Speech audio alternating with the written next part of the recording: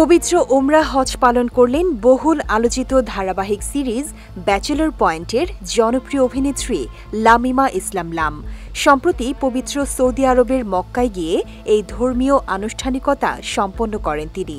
এরই মধ্যে social media Facebook পেজে এক পোস্টের মাধ্যমে বিষয়টি নিশ্চিত করেছেন লামিমা নিজেই।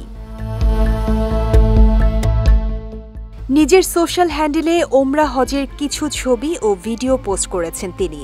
এতে হাজিদের পোশাকে পবিত্র কাবা শরীফের সামনে দাঁড়িয়ে থাকতে দেখা গেছে লামিমাকে। এই অভিনেত্রী ফেসবুকে কালো বোরকা পরিহিত একটি ছবি পোস্ট করে ক্যাপশনে লিখেছেন, আলহামদুলিল্লাহ, আমার প্রথম ওমরা সম্পন্ন।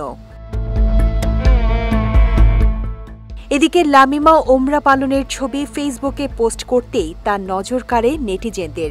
অভিনেত্রীর সেই পোস্টের মন্তব্যের ঘরে ভক্ত শুভাকাঙ্ক্ষীরা এই সফরের জন্য তাকে অভিনন্দন জানিয়েছেন। প্রশংসার পাশাপাশি কেউ কেউ আবার লিখেছেন, আপনার এই পরিবর্তন ও পথ চলা অন্যদের অনুপ্রাণিত করে। এমনকি লামিমার সে পোস্টে মন্তব্য করেছেন ব্যাচেলর পয়েন্ট পরিচালক কাজল আরিফিন অমিও। তিনি লেখেন, মাশাআল্লাহ। অল্প কয়েক বছরের ক্যারিয়ারে নাটক ও ওয়েব ফিল্মে কাজ করেছেন অভিনেত্রী লামিমা ইসলাম লাম। তবে তিনি দর্শক মহলে সবচেয়ে বেশি পরিচিতি পান তরুণ প্রজন্মের আলোচিত নির্মাতা কাজল আরিফিন অমি পরিচালিত ব্যাচেলর পয়েন্ট সিরিজে অভিনয়ের মাধ্যমে।